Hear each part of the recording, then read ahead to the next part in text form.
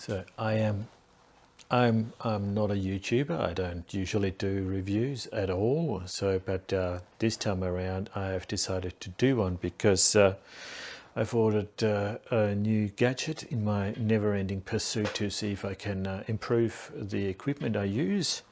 So I've contacted Digitalfoto, and they sent me a new unit, which is kind of a gimbal and a yoke and collar assembly, so that I can use my existing vest and arm.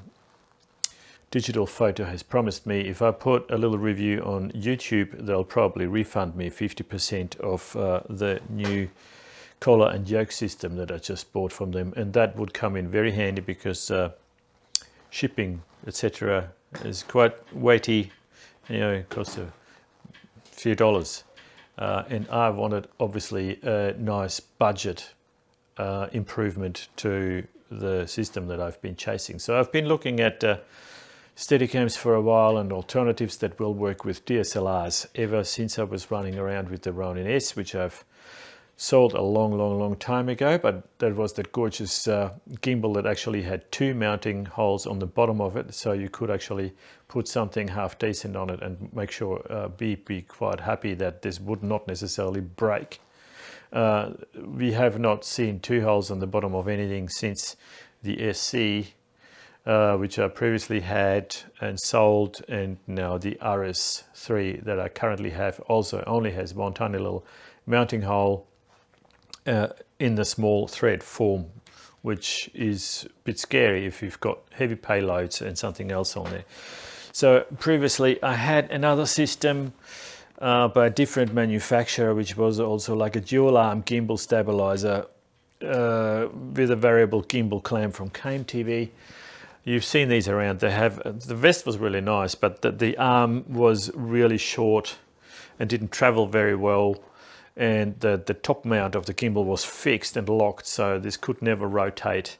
So I found that you had some sway issues there. That way, lateral movement and also the bounce in the y-axis was really bad. So this was just not get me anywhere when I was walking normally without the stealth walk, ninja walk, any of that.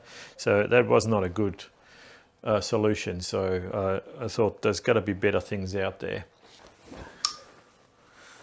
I then saw Tilta Float come out with this nice and tender arm and vest system, and whilst this plugs into the side of it, which is a bit funny getting used to it, it is a really nice arm to use for the weight, and it is also not so huge, and you know, that's everyone gets scared of it. So I thought, oh, that's awesome, let's try this out.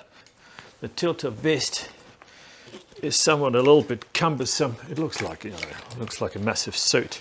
So it attaches, the arm attaches there to the right with the rosette, and you could either slide it in and out of here too, which is kind of cool. But I've found I never can hit it. So the rosette it is, and you'll have to mark it where it's got to go. But the biggest problem is with the weight distribution in the back. It makes, I've got a bad back since being an audio guy for over 25 years, so with that one in there, that is actually not long enough to kind of support properly. So I tried to make extensions of it. This is all work in progress with another base plate that I have, and then I'd have to cheese plate this somehow, because, you know, I've done this once and it broke the screw because there's so much force on the back of that. So anyway, that's still work in progress with this thing. But most importantly, the system that I've been using is a different yoke and collar assembly that actually does not fit the RS. So I had to kind of modify that with a bit of black rubber, and to see if I can get that to hold on too tight. But it is same thing, it is a little bit low. I would have liked that to be a bit higher up, because you see what happens is the lower you are, you know, if I had it down here, any movement you know, any little movement will translate into a lot of movement up the top. So the higher up your pivotal point is, the less movement you will get eventually. But you know, by the time that you add all the stuff there and cameras right up top, you've already got a hell of a lot of travel. It also means the further down you are, the more counterweight you need. Because if you're further up, the way this works is you need less counterweights. So I also have another grief with this little number is that, see this, it's got play. Manufacturer says it's a millimeter play, which is okay, which is by design. But what happens is if you go from top to bottom, it makes a clunk, and you'll see that clunk. So no good. And as I said before earlier, I had this on a Manfrotto monopod. So in an ideal world, I would have wanted to be able to just whack that thing. Oops. Whack that thing on a tripod and be done with it, and can use it this way, that way, even on a tripod, and do other things, or crane or something like this. So with this, you know, you have a bit of movement this way, that way, to kind of adjust your weights, but it's just a gym weight on the bottom of this. It's not good enough sophistication, and by the time that I actually added the camera and everything to it, the whole system was always going like this, so it was never really straight, really difficult. Couldn't really properly balance that. All right, so I have been looking at other options really to see if they get me out of my situation. So this is where I'm now looking at a new YC-RS3 system from Digitalfoto. So the first thing I'll notice here is that because the RS3 is a totally different gimbal, the thing is that DJI has now made the gimbals, nothing's ever round up the top, and there's no mounting opportunity up there. So the only thing there is those M4s on the left and the right. Sorry, I've got a small rig thing there which I will have to remove. Which makes it really hard to mount anything. But Digitalfoto came up with a solution where they have incorporated these mounting brackets into the collar. So I'll be putting that on and having a bit of a look. And there's no play. There's no play. This is nice and tight. There's no movement. So it also feels a little bit nicer than the previous model. So I was also asked what kind of collar diameter I have. So at the moment this looks all the same to me, but I also got an insert that can be put on there which will fit.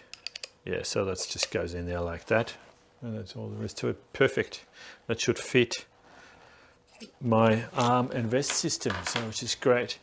So the other thing that I really looked at is, as I've already mentioned, is that there is only one tiny wee little screw on the bottom of this gimbal, and there's so much weight, so this is pretty scary. So there is actually a little bit of a round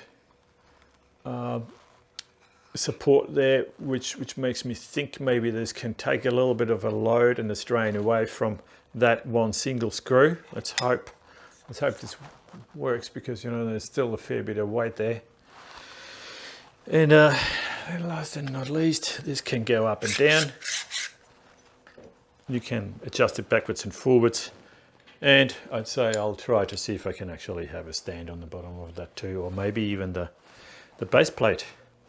And then this thing could go, oops, then this thing could go back on a tripod as well. So let's give this a bit of a go and let's see how we go with that. Yeah, so final thoughts about the system. The collar obviously fits well to the RS3, with the only mounting options being those NATO clamps here on this side. What that does is restricted access to the touch screen. So if you need to calibrate, you might not get your finger in there because that's right on the bottom of the touch screen. So you might have to use your remote control to do so. However, that said, you still got good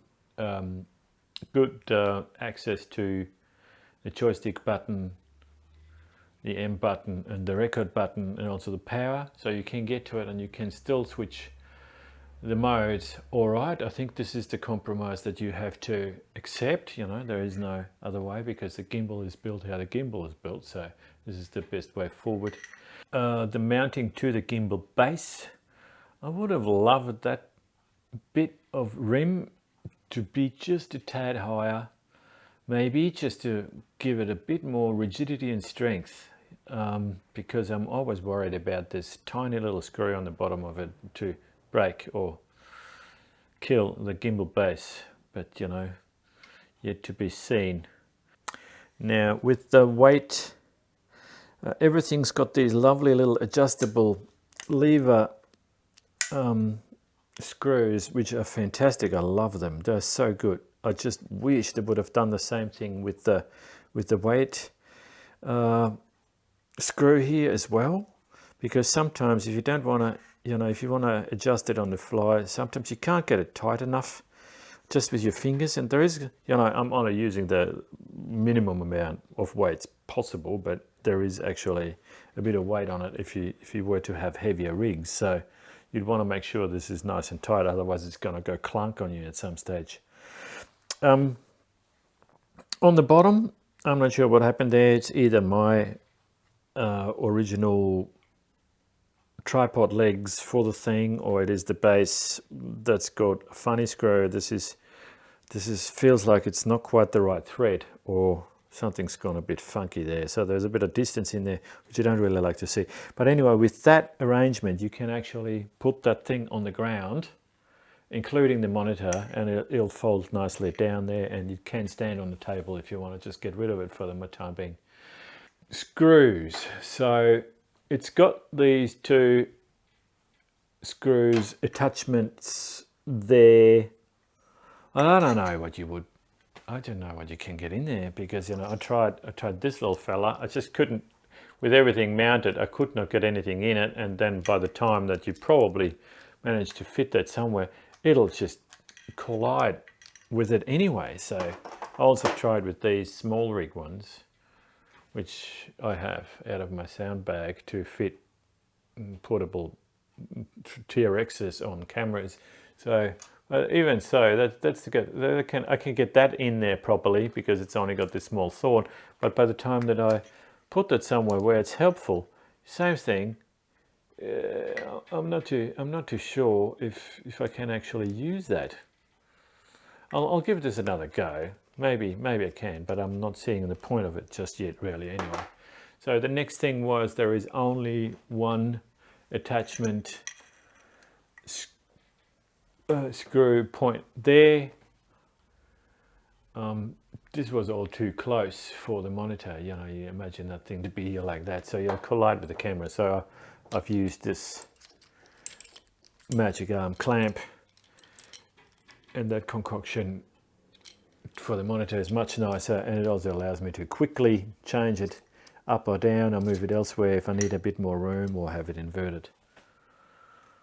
So that's pretty much it. So I was going to tell you that, what was it? So 5.6. So the whole rig,